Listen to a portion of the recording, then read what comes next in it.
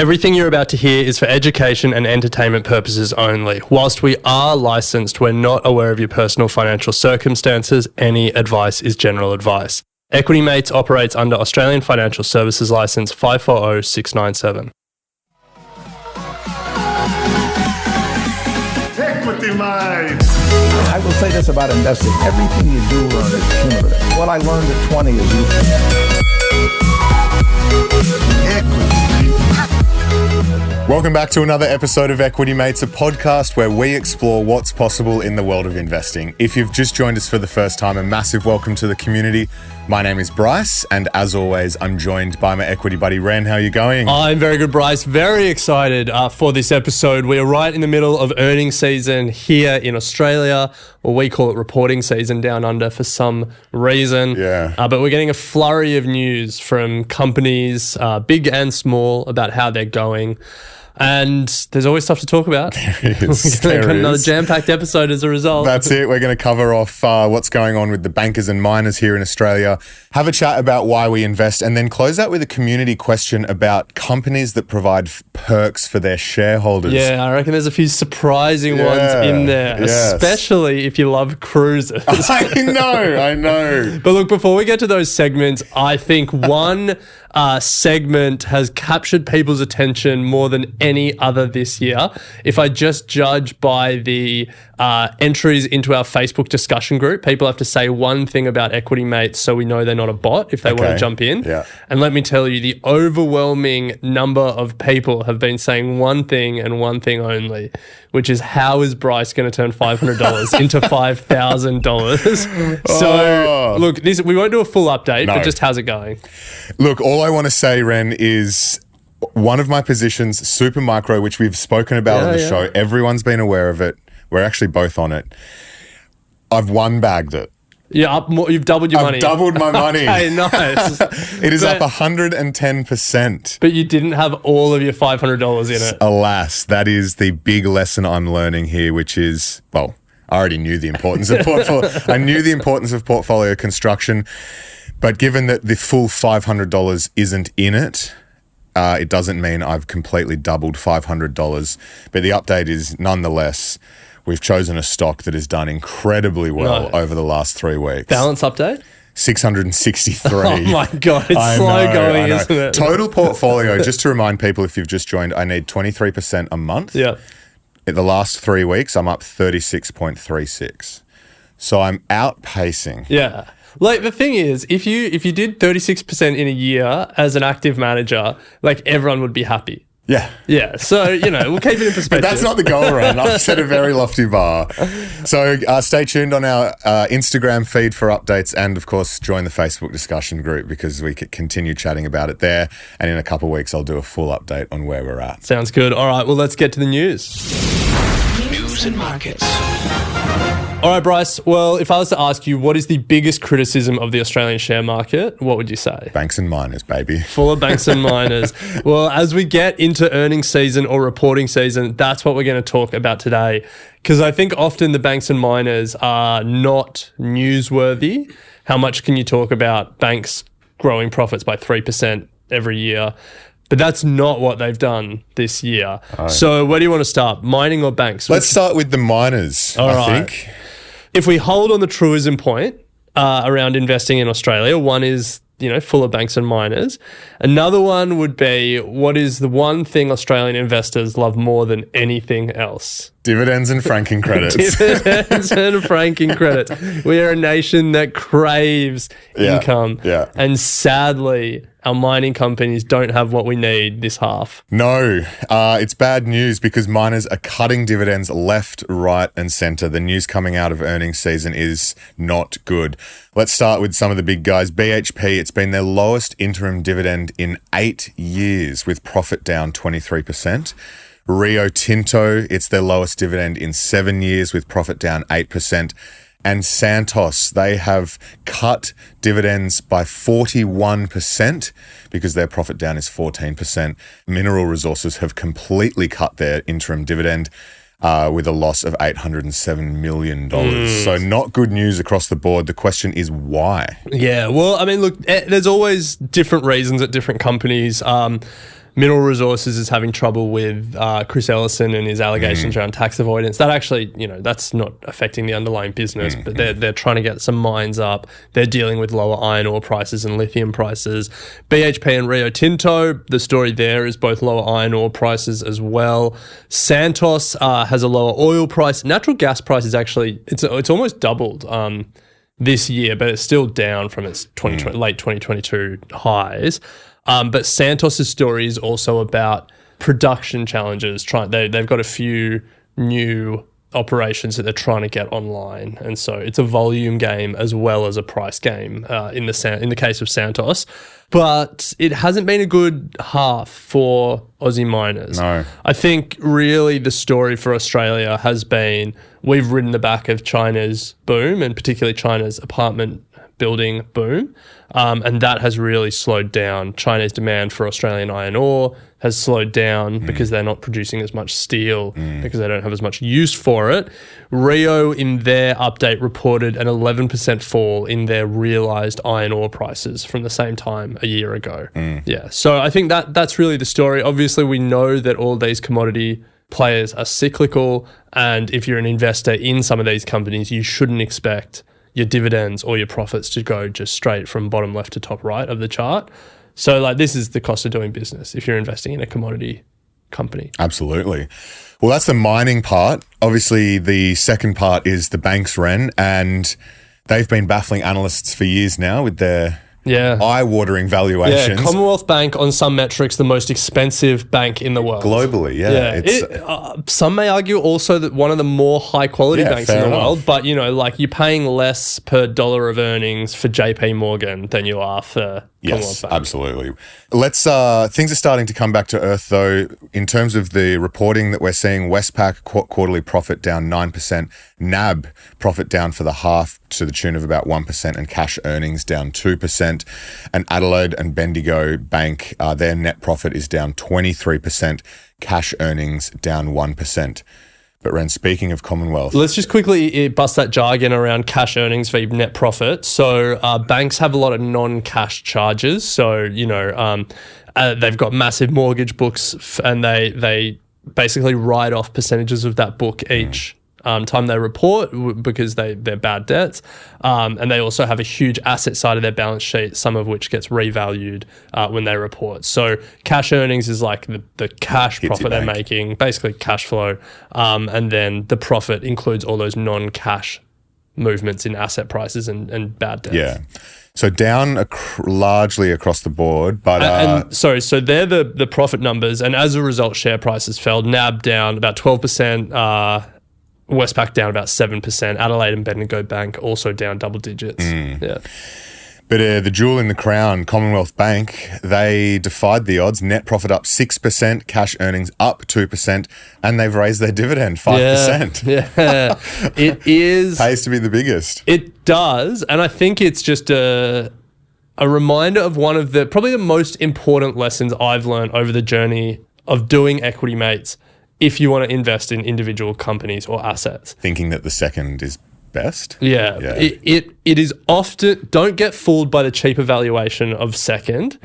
It is often worth paying up for the higher quality market leader. Yeah. And there's a few examples, and we've pulled them out here just to illustrate it. The classic example of this, the Exhibit 1A that you'll point to, is REA Group v Domain. REA Group is the higher quality, always more expensive of the two. It's the market leader. Over the past 5 years, it's up 134%, whereas Domain, over the past 5 years, down 13%. After all of the property rises that we've had. Yeah. And so, REA Group, I think, is trading on about 56 times earnings. Domain is trading on about 40 times earnings. So they're both relatively expensive, but people often say, hey, this duopoly in a market, Domain looks cheaper, so let's jump on that. But this lesson that we just keep getting taught is that often the higher quality market leader is more expensive for a reason. But if we look at the banks, same story plays out. So over the past 5 years, CBA, the market leader, up 79%. The other three of the big four, Westpac up 25%, ANZ up 12%, NAB up 32%. So they've all made money, but it's again just like there's like a power law in business where like the biggest company can attract the best people and can spend the most money on developing the best products and on marketing. And so they continue to accrue more customers and more market share at the expense of their smaller rivals. Yeah. So I think it doesn't play out in all cases, obviously. And obviously, like the story of capitalism is a story of disruption. But in some of these markets, it's just like you can just see that power law operating. The only one of the areas where it doesn't play out, Ren, where you have a true market leader, quality company, absolutely light years. I did look at this one as well. Front ahead of its rivals is Woolworths and Coles. Woolworths, the gold standard, last 5 years, down 17%. Yeah, and Coles the laggard. Up 20-something? Yeah, up 22%. Yeah. There you go. Yeah, so Coles doesn't always stay true. Sometimes the baton gets passed from The one ugly company duckling. to another. You don't need to just think about this in stocks. I think it applies in other asset classes as well. The classic example is gold and silver. There's this world of silver bulls who say that silver has more use cases than gold and it should usurp gold as it will do better from here because gold has done so well. But, I had a look at the Global X ETFs. Over the past 10 years, the gold version is up 11% per annum over the past 10 years. The silver one is up 8.5% per annum over the past 10 years. That's just a reminder of it pays to get the best. Definitely. Well, both of these areas, mining and banks, made up part of our bold predictions. So the Australian banking index is up 2.5% year to date, and the mining index is up 6.5%. I think your prediction was that banks would still perform overall, so they're up, and mine was that mining would outperform banks. Okay. So 6 weeks in, we're doing well. Yeah, neither super bold, but that's okay. Well, if you want to keep up with all of the headlines beyond just banks and miners, make sure you're subscribed to our daily newsletter where we'll send you a summary of all the important business headlines from around the world. But if you want to listen to those headlines, we also have a new podcast that is available called Headlines by Equity Mates, where in less than 5 minutes, we'll give you those headlines in audio form. So make sure you subscribe to that and it'll be in your podcast app now.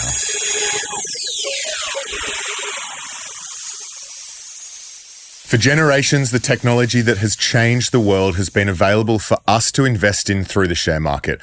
And when you think of it like that, why would you choose not to invest? Love that, Bryce. Love that. Powerful. Look, every now and then we want to remind ourselves of why we invest because there's so many reasons. And there was a story that came across our desk this week that was a real reminder for me of just like the opportunity that we have here. Because as you said, the technology that has changed our lives, changed the world, often is owned by a listed company or has been developed by a listed company that's on the share market that we could benefit from. Coca-Cola.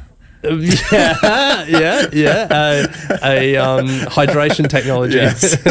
No, but like if you think about the some of the biggest world-changing innovations of the 20th century, you've got the motor car. Yeah. Well, Ford was listed. Yeah. You've got kitchen appliances and all of that. Well, Westinghouse was listed. The advent of electricity and electric lighting and everything that came from that.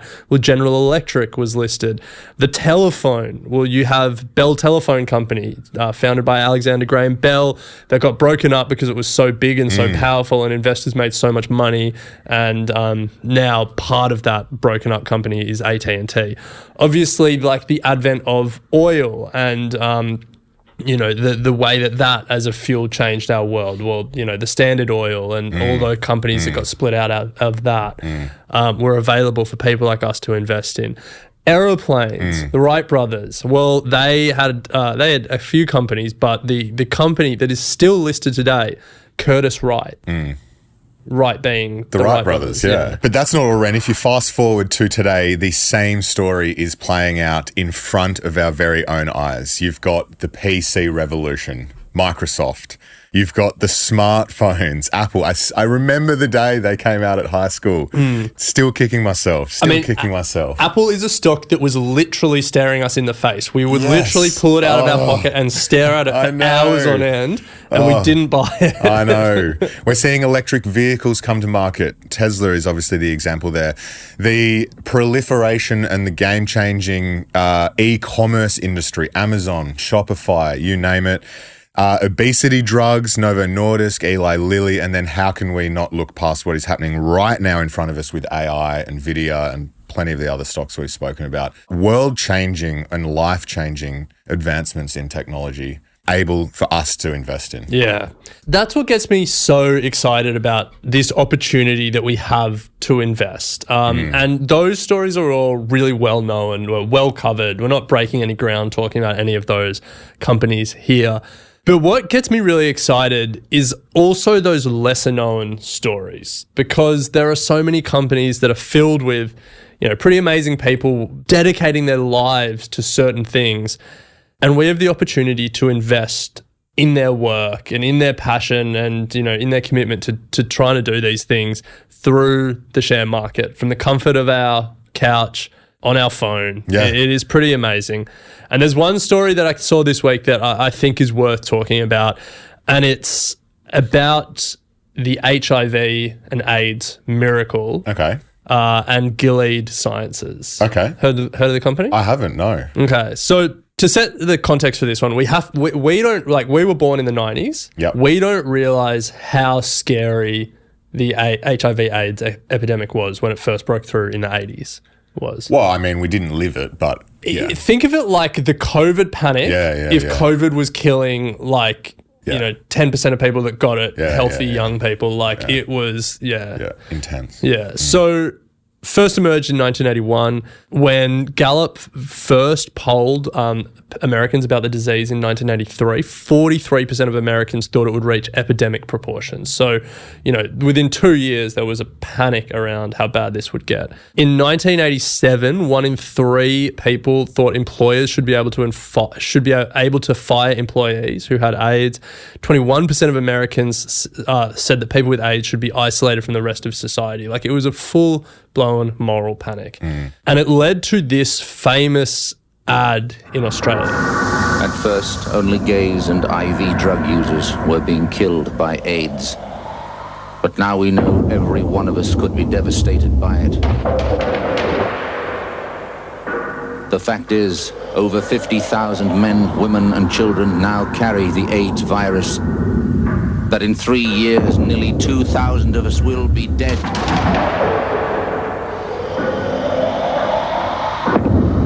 That if not stopped, it could kill more Australians than World War II. So I'll stop it there, Bryce. That was the bit I wanted to get to. In 1987, the Australian government thought that more Australians would die from AIDS than died in World War II. Wow. That was how scary it was.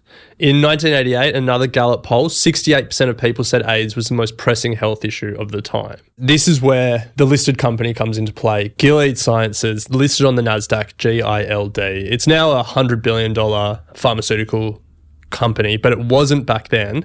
But they, along with a number of research institutions and universities, first demonstrated that have you heard of PrEP? No. It's a daily drug, like a daily tablet that can stop the transmission of HIV. Okay. And it has absolutely changed the way we see the disease. Gilead first demonstrated its anti-HIV properties in 1997. It's remained the standard of care to today. People with HIV or who are, in a relationship with people with HIV can take a pill every day called Truvada, and it's a pre-exposure prophylaxis or PrEP. It's 99% effective in blocking HIV infections. Miracle drug when you think about how scary the 80s was. To today, from 97 to today, Gilead's up 11,000%. Nice. So people would have 100 times their money if they had invested in that innovation. But that isn't why I want to talk about it today, because news broke this week that Gilead have made another breakthrough. So right now the standard of care is a once-a-day pill, and there's heaps of problem with I guess, compliance to that. Like people forget to take the pill, Yeah. or there's stigma around the pill, particularly in Africa where AIDS is still just prevalent. But Gilead they're currently under FDA review for a twice a year injectable. Nice. So go from a daily pill to twice a year injectable. This drug is such a breakthrough that the journal Science named it the 2024 Breakthrough Drug of the Year.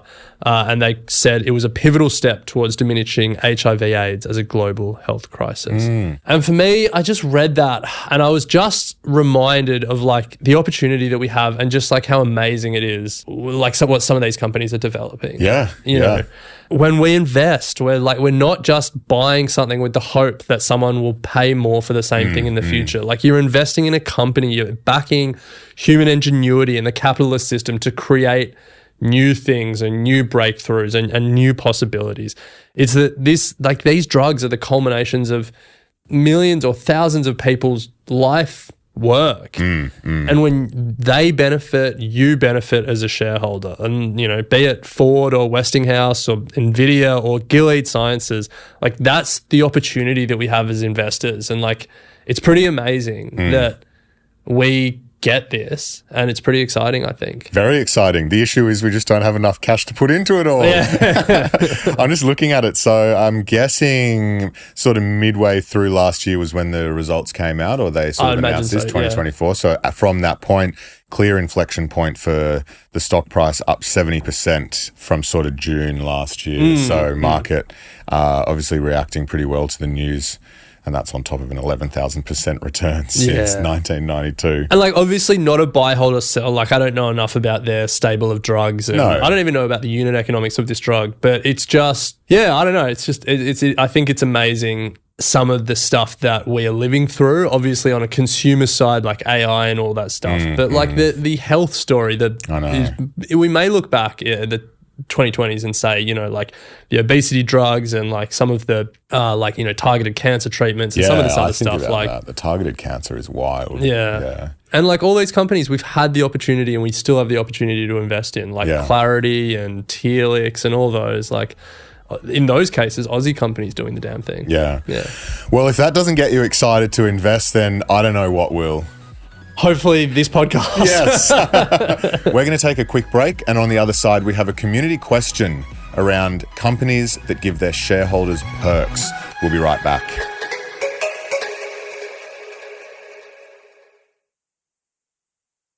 Did you know that some companies give their shareholders extra perks? Well, open your brokerage app because there is a chance you might own one. And Ren, this is a question that has come in from Jacqueline. Yeah, she asked, I'd love to hear an episode on stocks with perks and whether any of these are actually worth it.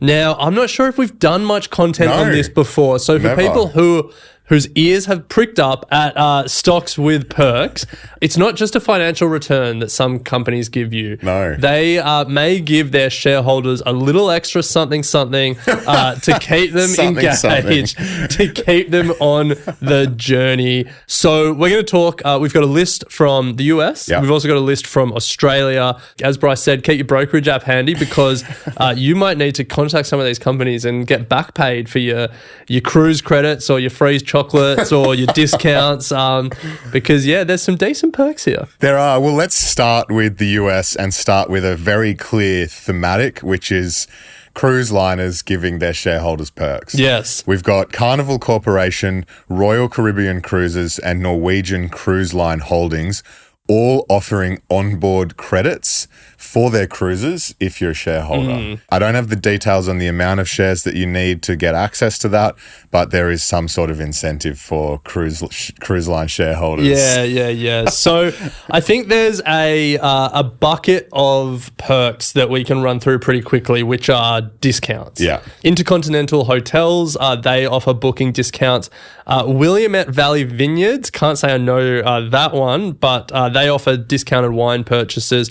They also offer VIP tours and special events. Yeah. That's not bad. I wouldn't mind being able to get the VIP tour. Yes. Yeah. Not bad. AMC Entertainment, exclusive promotions and discounts. Aterian, they also offer discounts, and they sometimes have investor exclusive offers. I actually don't know what Aterian does. And Online Vacation Centre Holdings, they offer 5% cashback on cruises. Yeah. That's not bad. Like, cruises, I imagine, are pretty expensive. Yeah.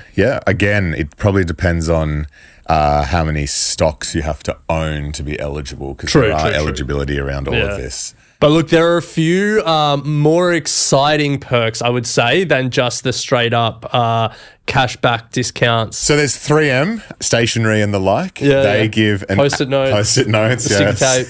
They give an annual holiday gift box with 3M products. Nice. That could be pretty good. A few post-it notes and sticky tape. True. Yeah. Well, I mean, we buy that, well, not sticky tape, but we buy that stuff here. Maybe the company should own some. Lindt chocolate, Lindt and Sprungli. They have a free chocolate box for shareholders attending the annual meeting. Yeah. I think that's a bit of a stitch up. The cost of attending the annual meeting, you probably just go to Coles and buy some Lindt. Yeah, it's kind of also like all of these others are like no strings attached. You're a shareholder, you get access. This is like you're a shareholder, but you also have to come to the annual meeting. It's Good way to get people to the annual meeting. It's like, come on. Yeah. And then LVMH, they have, so for people who are unfamiliar, Moet Hennessy, Louis Vuitton, the luxury giant, they give investors access to a special wine selection. They also publish an investor-only magazine through their shareholders club. So if you want to get some exclusive wines, LVMH. There you go. Again, there will be a minimum share parcel requirement, I imagine. Yeah, so I'm just looking at the 3M because I was like, what's in it? It's actually a bit of a stitch up. You have to buy it. It's $35, but they say the value is $80. Oh, that's not that good. What's in it? Scotch gift wrap tape, multi-purpose scissors, washi tape for personalization, and other assorted 3M products, supplies, adhesives, cleaning tools. Yeah, not quite as you good could as just go to there and buy it. You can go to Officeworks. Yeah. Not quite as good as the Louis Vuitton wine. No, that's good. Yeah. Let's come to Australia, because I reckon some of the Australian perks are better. Yeah. I reckon, this is probably one of my favourite ones. Viva Leisure. Yeah. They're like Club Lime gyms. They've got a few gym brands. They offer a 25% discount on health club memberships for shareholders owning at least 1,000 shares. The question, Ren, is it worth it? So the share price is currently $1.42. Yeah, so 1,000 shares, $1,400. $1,400. Their gym memberships are roughly, for Metro gyms, about $1,190 a year. Yeah. And then you get a 25% discount on that. So I think I worked it out. You get about $850 gym membership. Yeah. So in my eyes, it's worth it if you already hold the stock. But if you go out and buy $1,000 worth of it to get the 25% discount, it's cheaper to just buy the gym membership. I'm going to say that's the case with all of these. I think it would be pretty bad corporate management if they gave an offer that made it worth it for people to buy the stock and get the to discount. just get the offer. Yeah. But you also got to consider that the Viva Leisure stock itself has been a pretty poor performer. So you've got to keep that in mind. Yeah, down 8% last 12 months, down almost 50% across the last 5 years. Well, to be fair, up 34% since it listed in 2019. It hasn't outperformed the market. But then you add the compounded returns of 250 savings. But yeah, I agree. It's pretty. If you're a shareholder, it's pretty good. 25% off all their gym memberships. I think the point is, like, if you own Viva Leisure, definitely, most people who own Viva Leisure probably own more than $1,400 worth of the stock. So go and get your discount. Yeah. What else is here in Australia? So EVT, they provide a shareholders benefit card for investors with more than 500 shares, offering things like discounted movie tickets, 15% off hotel room rates, 20% off hotel food and beverages. Now, Bryce, you might be thinking, EVT, I've never heard of them. Well, I actually think you have. They own Event Cinemas. Oh, yeah. Heard of it? Yeah. They own Thredbo.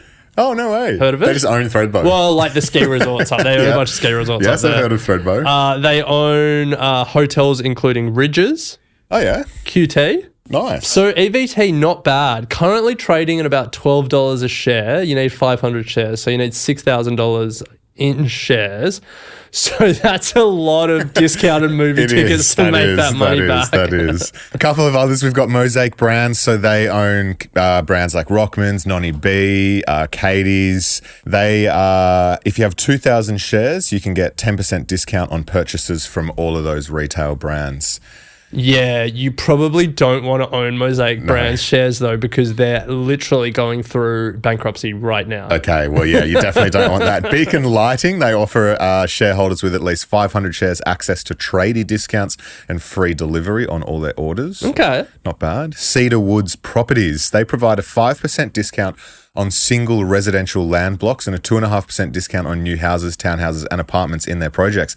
That's pretty decent. That's not bad. That's pretty decent. That's not bad. I'm sure you have to own a fair chunk of stock to be eligible for that. And where are Cedar Woods Properties building their properties? But still, Aussies love That's not bad. An immediate housing. 5% discount on a single residential land block could be quite appealing. Yeah. AMP, they run a shareholder discount program offering home loan discounts and fee waivers. Geez, imagine if you were an AMP shareholder and a Cedar Woods property shareholder. Double whammy. You'd be getting the double whammy. Although, whenever we go to a mortgage broker, AMP rarely come in with the most competitive offer. I know. Yeah. So there's that. Now, this is one that's particularly exciting, but I don't think it's live currently. No. But Domino's Pizza in the past have offered discounts to shareholders. You know, there was one time there where there was like a 30% discount for shareholders. Yeah. That's pretty good. That's pretty juicy. Yeah. But to close out Jacqueline's question, Ren, is it worth it? No. Like these are all perks to get people excited and to get people talking, but the amount of money you will make on or like save on any of these perks or discounts will be vastly outweighed by losing money if the actual company is bad. Yeah. We haven't come across a shareholder perk that should change the investment calculus. No. We've never seen something that's big enough that it's like, oh, you should factor that into the valuation. Exactly. Yeah. Well, love the question, Jacqueline. Great way to close out the show. If you'd like to ask a question, we'd love to hear from you. There's a link in the show notes or description below for you to leave a voicemail. We really appreciate if you can leave us one, or you can write us a question at equitymates.com/contact. Remember to join us in the Facebook discussion group. Follow us on Instagram. And if you love what we do and get a lot of value from it, then can you please leave a rating and a review in your podcast app? It goes a long way to helping us get in front of new Equity Mates listeners. But Ren, that brings us to the end. As always, a pleasure to chat stocks. We'll pick it up next week. Sounds good. You have been listening to an Equity Mates Media production. In the spirit of reconciliation, Equity Mates Media acknowledges the traditional custodians of country throughout Australia and their connections to land, sea and community. We pay our respects to their elders past and present and extend that respect to all Aboriginal and Torres Strait Islander peoples today. This podcast is intended for education and entertainment purposes. Any advice is general advice only and has not taken into account your personal financial circumstances, needs, or objectives. Before acting on general advice, you should consider if it is relevant to your needs and read the relevant product disclosure statement. And if you're unsure, please speak to a financial professional. The hosts of this podcast and their guests may have positions in the companies mentioned. Equity Mates Media operates under an Australian Financial Services Licence 540697.